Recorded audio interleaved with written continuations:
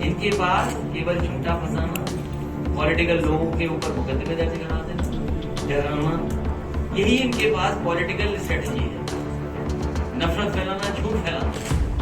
और शायद लोकतंत्र में इतना झूठ कोई नहीं बोलता होगा जितना भारतीय जनता पार्टी की सरकार झूठ।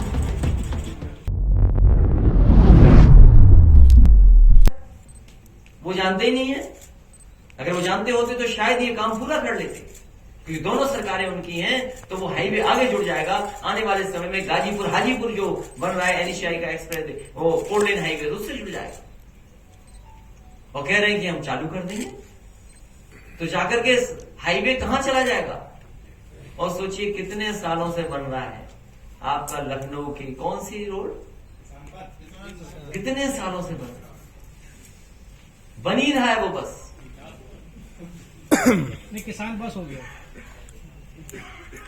इनके पास केवल झूठा फंसाना, पॉलिटिकल लोगों के ऊपर मुकदमे दर्ज करा देना, डराना, यही इनके पास पॉलिटिकल स्ट्रेटजी है। नफरत फैलाना, झूठ फैलाना।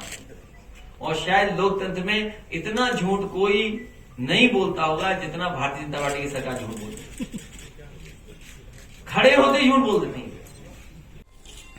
और फिर इंफ्रास्ट्रक्चर में सबसे बड़ा प्रोजेक्ट है आपके एक्सप्रेसवेज की। मैं सरकार से जानना चाहता हूं, क्या एक्सप्रेसवेज उनके दिए गए हैं? क्या उन्होंने अपने संकल्प पत्र में एक्सप्रेसवे लिखा था? बिजली के सेक्टर में कितना ट्रांसमिशन लाइन्स बिछी हैं, कितना डिस्ट्रीब्यूशन पे काम हुआ है, कितना जनरेशन में काम हुआ है। और कम से कम सरकार ये बताए कि उत्तर प्रदेश में जो समाजवादी सरकार में थर्मल प्लांट 660 सुपर क्रिटिकल लगातार लग रहे थे, वो कितने पूरे हो गए हैं। समाजवादी सरकार में हरदोईगंज में 660 सुपर क्रिटिकल प्लांट लग रहा था। आपके एटा में 3x660 सुपर क्रिटिकल प्लांट लग रहा था थर्मल बेस। आपका ललितपुर में लगा, आपके इलाहाबाद में लगा, आपका अम्बेडकर नगर में लगा। मैं आपसे जानना चाहता हूं कि क्या वजह है कि मुख्यमंत्री जी के मुंह से पटकना, ठोकना, ये सब तो आता है, लेकिन कभी थर्मल 660 सुपर क्रिटिकल प्लांट की बात क्यों नहीं आती है। और फिर 1 यूनिट बिजली नहीं बनाई, और बिजली कितनी महंगी कर दी। इसी तरह हेल्थ सेक्टर में कहते हैं कि हमने इतने मेडिकल कॉलेज बना दिए। कौन सा मेडिकल कॉलेज बनाए? ये पुरानी योजनाओं को ही आगे बढ़ा रहे हैं। तो हेल्थ सेक्टर में जितने लोगों को अपमानित होना पड़ा, गरीब गया तो इसको इलाज नहीं मिला, अगर इलाज के लिए गया तो उसको दवाइयों का इंतजाम नहीं हो पाया। और फिर कह रहे हैं कोविड में तो न जाने कितने बड़े झंडे गाड़ दिए इन्होंने।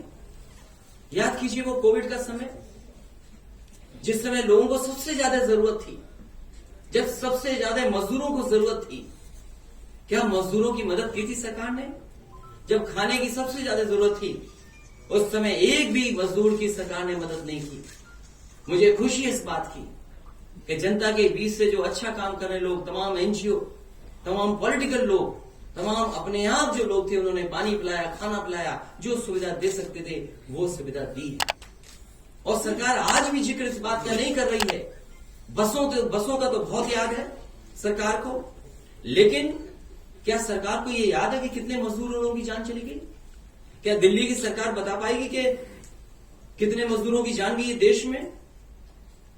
और उत्तर प्रदेश में 90 से ज्यादा मजदूरों की जान चली गई। 90 मजदूर गए हैं जिनकी जान गई है, चलते चलते वो अपने घर नहीं पहुंच पाए। उन बेचारे लोगों के परिवार के ऊपर क्या गुजरा होगा? क्या मुख्यमंत्री जी ने एक बार भी कहा हो, सरकार ने एक बार भी दुख जताया हो? क्या एक बार भी सरकार ने यह कहा सदन में कि हमें दुख है इस बात का कि हम मजदूरों को सही इंतजाम नहीं कर पाए, और वो लोग अगर घर गए तो घर भी नहीं पहुंच पाए, उससे पहले उनकी जान चली गई। उन 90 के 90 परिवारों की अगर किसी ने मदद की है तो समाजवादी पार्टी ने अपने खजाने से, अपनी पार्टी के लोगों से सहयोग लेकर के 1-1 लाख रुपए की मदद की है। क्या दुख की कल्पना कर सकते हैं आप, क्या गुजरा होगा एक के साथ? एक ने जिसने ऑटो लिया, लोन लेकर के उसने बैंक से ऑटो ले लिया, लेकिन लॉकडाउन लग गया, वो कारोबार नहीं कर पाया, पैसा जमा किस्त के नहीं दे पा रहा था, घर किराए पे तो नहीं दे पा रहा था। उसने ये फैसला लिया कि मुंबई से वो वापस पहुंच जाएगा अपने घर, जौनपुर पहुंच जाएगा। जब वो अपने परिवार को लेकर के चला तो रास्ते में जौनपुर पहुंचने से पहले एक्सीडेंट हो गया। उसके परिवार के पत्नी का देहांत हो गया उस एक्सीडेंट में। मैं आपसे जानना चाहता हूं, मुख्यमंत्री जी कम से कम ये बताएं कि कितने मुख्यमंत्री हैं जिन्होंने अपने ऊपर लगे हुए मुकदमों को वापस लिया है? क्या मुख्यमंत्री जी इस सदन में बताएंगे कि उनपे क्या क्या मुकदमे लगे थे और क्या क्या उन्होंने वापस लिए हैं?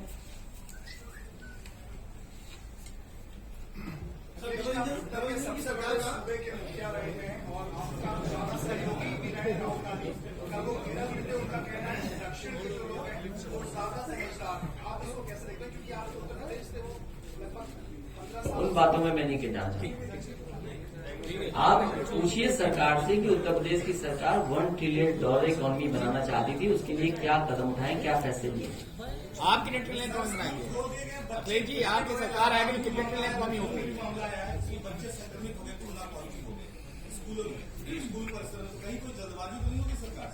देखिए, जो सूचनाएं आ रही हैं, कोविड और ये गंभीर बीमारी अभी गई नहीं है। महाराष्ट्र में ही केसेस बढ़ गए हैं, उत्तर प्रदेश में भी केसेस बढ़ रहे हैं, और जैसे जैसे महापंचायत आगे बढ़ेगी, भारतीय जनता पार्टी कोविड के बहाने उन महापंचायतों को नहीं होने देगी। सर, किसानों को लेकर क्या कोरोना फिर बढ़ेगा क्या हटाने के लिए? अब उस पर हमें जानकारी नहीं है। डबल इंजन की सरकार का आखिरी बजट आया है, उसमें एक हजारा बीजेपी के द्वारा ये जो डबल इंजन का बजट आया है, ये उत्तर प्रदेश का कायाकल्प बदल देगा, और समाजवादी पार्टी के लोग देख नहीं पा रहे हैं, इस बजट से चिढ़ रहे हैं। किसी को ये बजट समझ में नहीं आया, और जो बजट है वो केवल आंकड़े हैं, सच्चाई नहीं है, जमीन पे कुछ नहीं है। और सरकार के खजाने में अगर पैसा होता तो क्या डीजल पेट्रोल इतना महंगा होता? अगर सरकार के खजाने में पैसा होता तो उत्तर प्रदेश की न जाने कितनी सिटी स्मार्ट सिटी बन गई होती। उत्तर प्रदेश के खजाने में पैसा होता तो गरीब को आज भटकना नहीं पड़ता इलाज के लिए। इनके खजाने में अगर पैसा होता तो नौजवानों को काम, नौकरी और रोजगार मिल गए होते। आखिरकार बताएं कि 5 साल लगातार सरकार में रहने के बाद वो जो पैसा कहां जा रहा है, और दिल्ली सरकार की भी जब इतनी मदद मिल रही तो आखिरकार पैसा कहां है?